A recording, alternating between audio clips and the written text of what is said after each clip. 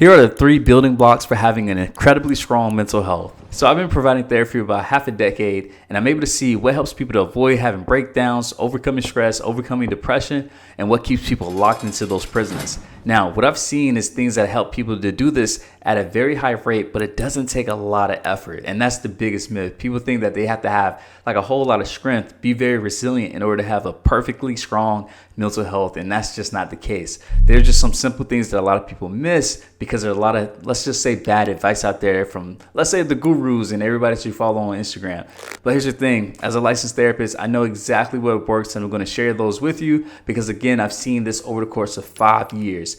If you're able to master these 3 things, you can avoid things like going to therapy, using medication, or let's just say having bad habits like smoking, drinking, and all this other stuff to help you to have a better mental health, to help you to escape some of these things like stress and pain that you've been going through. So to get these tips, all you got to do is subscribe to this podcast, because here's the thing. These tips I'm going to give you, they're going to be some building blocks on some other future podcasts that I'm going to give you. So I want you guys to make sure that you're able to get all of the gems that I give. So make sure you hit the subscribe button, and I'll even tell you to go to my channel, right? Literally click on my channel and look at some of the previous posts, the previous podcasts that I've done, because these podcasts, they all work in unison to help make sure that you have an incredibly strong mental health. And today I'm going to give you guys the 3 big gems, okay? The 3 big gems. So with that being said, hit the subscribe button and let's move to point number 1. All right, I'm not going to lie. Point number 1 is a personal favorite of mine. I absolutely love it. It's something that I get a lot of strength from. It's something that I lean on in some of my toughest, darkest days, and it's my spirituality. Now, here's the thing. My listeners, they come from all different backgrounds. I have some people that believe in Christianity, Judaism, right? Hinduism. I have some of my listeners, they're Muslim, right? It doesn't matter what your spirituality is. I want you to just lean on it. Here's the thing. When you're able to lean on a higher power, a power outside of yourself, it gives you something that is incredibly strong, and it's hope. When you have that sense of hope, it allows you to go through the fire. It allows you to go through some of the toughest things that you didn't think you'd be able to go through alone. And that's the thing. I don't want you to believe that you have to draw on your own strength to get through tough things. It's drawn on the strength of a higher power, something that you believe that is undeniably one of the strongest things on this earth, on this planet, in this universe.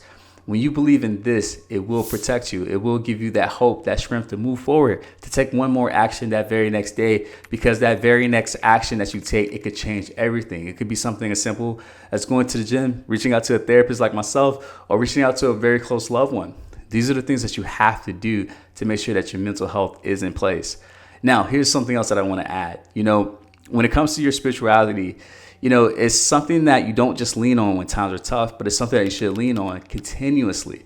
It's like going to the gym, going to the doctor, eating healthy. You don't just do those things when times are tough, when you get bad news from your doctor saying that, hey, you have 5 weeks to live. Like, no, these are things that you should always be doing. And I need you guys to always be leaning on your spirituality. There have been times in my sessions, I've had clients tell me that they've thought about taking their own life, but the one thing that stopped them was this fear of going to hell, right? Believing that killing themselves, harming themselves is a sin. If they were to do that, it would send them to a very dark place.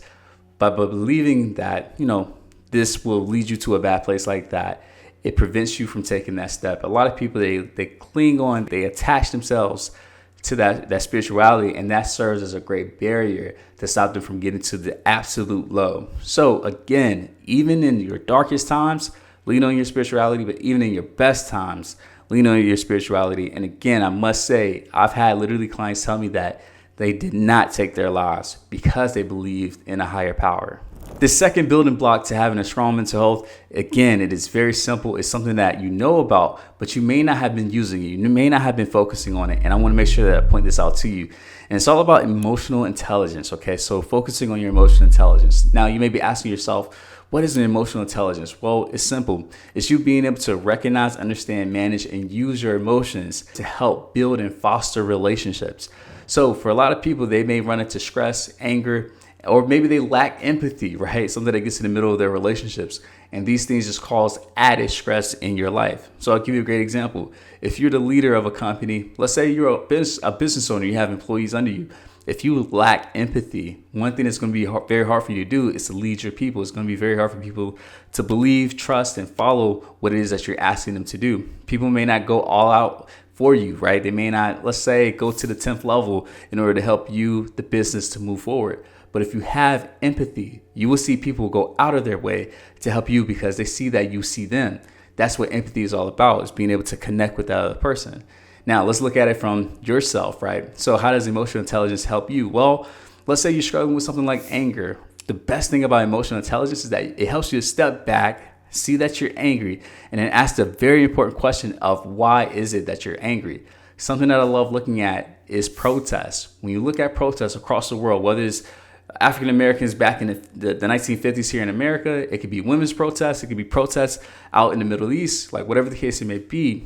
Protest is a show of anger. It's a show that, hey, we're not satisfied with the status quo. And when you look under that anger, it shows you something very valuable. And ironically, it's a value. Being able to see that people are mad and outraged, it should tell you that there's something that they want, something that they need, and it's not being met.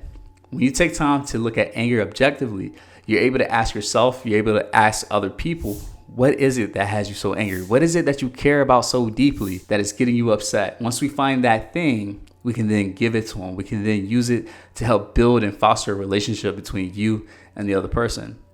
That is the beautiful thing about emotional intelligence. Now, another great benefit, as I mentioned, is being able to recognize your emotions. When you're able to recognize your emotions, it helps you to be able to have this little pause, this little like break between a thought and an action, a feeling and an action. And I love this. I got this actually from Dr. Viktor Frankl. I may talk a little bit about him later in the podcast, but he had this idea about self-awareness, about mindfulness, about how it's so helpful to kind of create this space between having a feeling, right? Having an experience like sadness, anxiety, and then having this space between having that and then taking an action.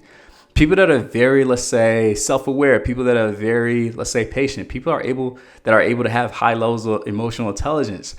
They're able to see that this gap is what stops them from acting out on every single emotion, every single thought that they have.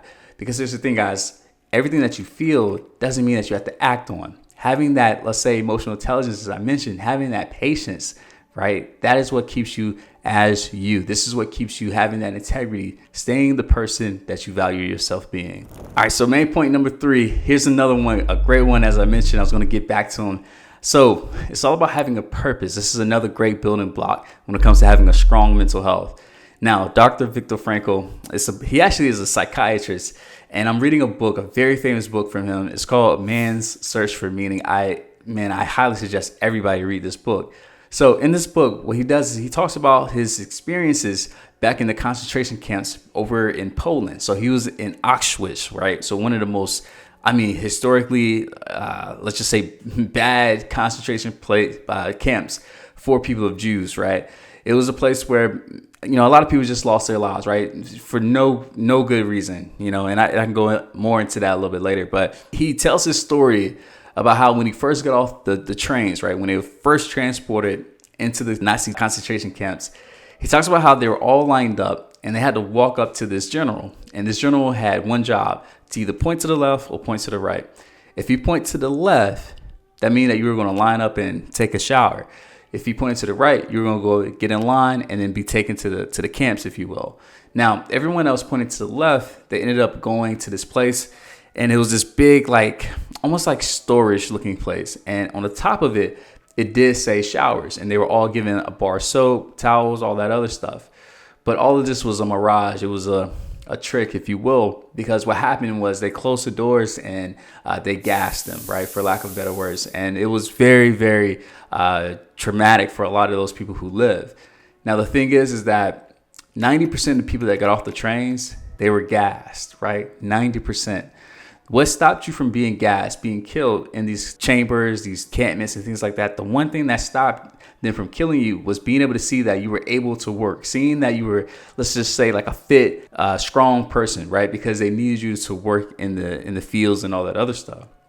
So Viktor Frankl, he goes on in this book and he gives some horrific stories, right? Horrific stories. I remember he even talking about how they were given just one slice of bread and a pint of soup for the whole entire day. Sometimes that's all they had for a few days, but yet they were still expected to go out there and work for 10 hours, right? Like hard labor. And it even got so bad that he said that they could guess, right? Like Viktor Frankl and the rest of his, peers in the prison, they could actually guess with great accuracy how long someone had to live based on their physical condition. So it was really, really bad. Now, I'm painting this picture because I want you to be able to see, right, what was it that helped Viktor Frankl and all the other people who survived to get through that, right? And what it was having meaning. It was having a sense of purpose. Viktor Frankl said when he saw people lose that sense of meaning, when they lost that purpose, almost instantly they would die, right? When you no longer had that feeling of being able to get back in contact with your family, having your favorite meal, or getting back to your hometown, when you lost that sense of purpose, everything else went out the window. He also had this very famous, very, powerful quote that I read that I want to share with you guys. He said, "He who has a why to live can bear almost any how." And that's what I think is mental health is all about. That's what I looked at when I look at the human suffering, right? The human suffering that we all go through as humans, right?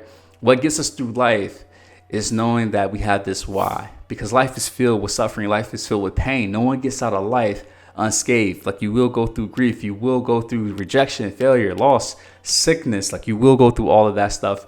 But the one thing that gets you through it, just like it did with Viktor Frankl and all those other people at Auschwitz, is having a sense of meaning, is having purpose. So I want you guys to ask yourself, what is it that I would do if I had all the money in the world? If I've accomplished all of my goals, what would I then start to do next? So what I'm trying to do is I'm trying to remove all the goals that get in your way of what it is that you want. I'm trying to remove all the fears that maybe you have. So I would ask, what would you do if you knew you couldn't fail? When I remove all of these things, it leaves you at the pot, right? The bottom of the pot, these gems, right? That golden residue that you're looking for.